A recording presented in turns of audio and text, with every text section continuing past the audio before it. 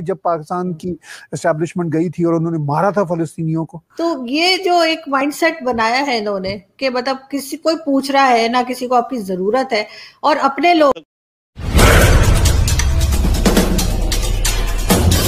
आज हम शुरू करेंगे कि आपको पता ही है कि फ़लस्तीन और इज़राइल का क्या मसला चल रहा है, और उसमें पाकिस्तान कहाँ स्टैंड करता है। आपको लगता है कि फिर इमरान खान साहब ने कहा जी हम फ़लस्तीन के साथ खड़े हैं, जैसे वो कश्मीर के साथ खड़े थे, और अब उसी लाइन पे जाते हुए आज मुझे बल्कि हंसी भी आ रही है। मैं माजरत चाहूंगी हमारे जो हमें देख रहे हैं कि वो कह रहे हैं कि कितनी हंसी हो रही है, क्योंकि उनके स्टेटमेंट ऐसे होते हैं कि मुझे हंसी आ जाती है।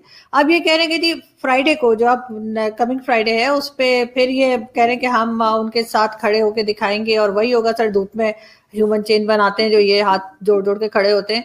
तो आखिर इससे क्या होगा? और ये इस वक्त ये मुस्लिम उम्मा और ये सारा ड्रामा जो होता है, ये सब कहाँ है? क्यों कोई नहीं बोल रहा? सिर्फ और सिर्फ पाकिस्तान बोलता हुआ नजर आ रहा है। देखिए, बात यह है कि जो फ़लस्तीन और इज़राइल का मसला है वो काफ़ी पुराना है और पाकिस्तानियों के लिए काफ़ी इंटरेस्टिंग है। उनको तो इज़राइल के एग्जिस्टेंस से ही इनकार होता है। पासपोर्ट आप उठा के देख लीजिए, पाकिस्तानी पासपोर्ट पे लिखा हुआ है कि इज़राइल को तो हम मानते ही नहीं है कंट्री। वो ये कहते हैं जी कि इज़राइल बनाया था बरतानिया ने। तो सबसे पहला सवाल ये कि फिर पाकिस्तान को किसने बनाया था? पाकिस्तान भी तो बरतानिया ने बनाया था। 1947 से पहले पाकिस्तान नाम की कोई चीज़ इस प्लैनेट पे, इस धरती में तो नहीं होती थी। तो वो बरतानिया ने ही भारत की एम्पुटेशन की, पाकिस्तान बनाया। मुसलमानों की जो हिस्ट्री है, जो पाकिस्तानी मुसलमान कहते हैं जी कि हम अरबों से हैं, जो कि मुझे मेरी बात समझ से बाहर है। हम सब जो हैं बुनियादी तौर पर हम सब हिंदुओं की ही औलाद हैं और हमें इस पर फख्र होना चाहिए। लेकिन अगर पाकिस्तानी मुसलमानों का ये कहना है कि हम अरबों से आए हैं, तो भाई इस्लाम जो है बुनियादी तौर पर वो हिंदुस्तान में जो है उसकी 800, 900 या 1000 साल की तारीख है, ज़्यादा से ज़्यादा। अब जो यहूदियों की तारीख है वो तो मुसलमानों से पहले है। ये तो हम भी मानते हैं कि हमारे आबा-ओ-अजदाद, अगर हम क्लियर नहीं है अगरचे पाकिस्तानी मुसलमान, कि हमारे आबा-ओ-अजदाद कौन थे, यानी हमारे माँ बाप क्या हिंदू थे या यहूदी थे। तो चलिए अगर हम धर्म से जोड़ें तो हमारे जो धार्मिक जो एंसेस्टर्स हैं वो तो यहूदी ही थे। वो जो इब्राहिम के 3 बच्चे हैं 1 बाय 1, सबसे बड़े बच्चे तो ज्यूस थे। हमारे प्यारे जो प्रॉफिट मूसेस हैं, फिर जीसस आते हैं, फिर prophet Muhammad peace be upon him आते हैं। तो बात यह है कि हम तो किसी सिलसिला में भी अपने आप को इसमें खड़े नहीं पाते।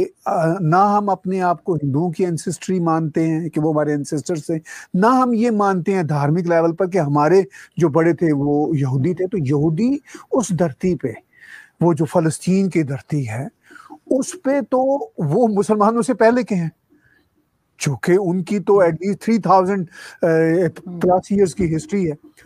तो ये कहना कि ये इनका गलत कब्जा, ये भी गलत है। बात ये है कि वो एक मुश्तरका लैंड है जो जिसको हम सब जानते हैं, जैसे यरूशलेम है, जो यहूदियों की भी है, क्रिश्चियंस की भी है और मुसलमानों की भी है। इसीलिए मस्जिद अक्सा जो है, जो होली लैंड है, वो उसमें क्लेम तीनों का है और तीनों को यूएनओ ने कुछ ना कुछ हिस्सा दिया हुआ है। तो पाकिस्तानी, मुझे इन्हें ये नहीं समझ आता कि वो क्यों, किस मसला पे वो इज़राइल के खिलाफ हैं, उसको अपना यानी दुनिया का कंट्री ही नहीं मानते। तो ये एक ऐसा अनफेयर एटीट्यूड है जिसकी वजह से इज़राइल को तो कोई फर्क नहीं पड़ता, मगर पाकिस्तान को फर्क पड़ेगा। आपने पूछा कि बाकी मुसलमान ममालिक कहाँ हैं, तो पहली बात यह कि खुद पाकिस्तान की आर्मी ने माजी में फ़लस्तीनियों पर हमले किए हुए हैं, उनके खिलाफ ऑपरेशन किए हुए हैं। माजी में हम पीएलओ को देखते हैं, उसके जो रूह रवां थे उस जमाने के, यासिर फारूक, वो पाकिस्तान आया नहीं करते थे। उनका हमेशा जो याराना था वो दिल्ली के साथ था। तो इसका मतलब ये है कि वो कभी भी पाकिस्तान को अपना बरादर इस्लामी मुल्क नहीं ट्रीट करते थे, इसलिए कि उनके पास अपनी रीजंस थी। अब पाकिस्तान इसलिए ये करता है, कई दहाइयों से हम देख रहा है, कर रहा है कि पाकिस्तान इसको कश्मीर के साथ जोड़ता है, मसला फ़लस्तीन को। हालांकि ये बिल्कुल दो मुख्तलिफ नौइयत के मसले हैं, बिल्कुल दो मुख्तलिफ नौइयत के मसले हैं। अब पाकिस्तान उसके साथ जोड़ता है, इसमें भी चूंकि पाकिस्तान की एस्टेब्लिशमेंट और सियासी हुकूमतों का एक पब्लिक कंजम्पशन होता है, उनको ऐसा करके बड़ा मजा आता है।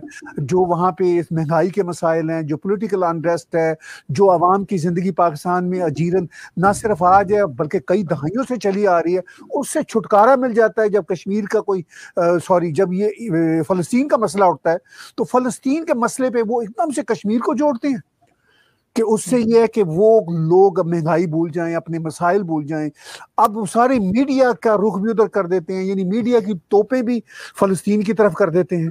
वो कहते तो यही हम इसराइल की तरफ कर रहे हैं, लेकिन इनफैक्ट इनकी तोपें प्रैक्टिकली वो फलस्तीनियों पर रहती हैं। आपने वो ऑपरेशन की जो रियलिटीज है वो आप और मैं सब जानते हैं, जब पाकिस्तान की एस्टेब्लिशमेंट गई थी और उन्होंने मारा था फलस्तीनियों को, तो लेकिन ये बातें वो कभी नहीं उठाते। तो ये सारे का सारा गोरख धंधा है, पब्लिक कंजम्पशन के लिए है, और इनको बड़ा मौका मिल जाता है कि जैसे ही फलस्तीन और इसराइल की कोई नई झड़प होती है, जो कि बड़े सालों बाद अब दोबारा इस लेवल की हुई है, 2014 के बाद इस लेवल की हो रही है, तो बस अब ये मैं ये कहूँगा कि पाकिस्तान की अवाम, पाकिस्तान की एस्टेब्लिशमेंट आइंदा को 1.5-2 महीने इसमें काफ़ी बिजी रहेंगे जब तक ये मसाइल वहां पे ठंडे नहीं होते। तो ये हर चीज भूल के इसकी तरफ ये रहेगा, कोविड की बात भी नहीं होगी, सारा फोकस जो होगा ना वो अब ये फलस्तीन इसराइल का रहेगा, और अरब मुल्कों को कोई लेना देना नहीं है। आपने पिछले साल ही देखा कि 4 अरब कंट्रीज के इसराइल के साथ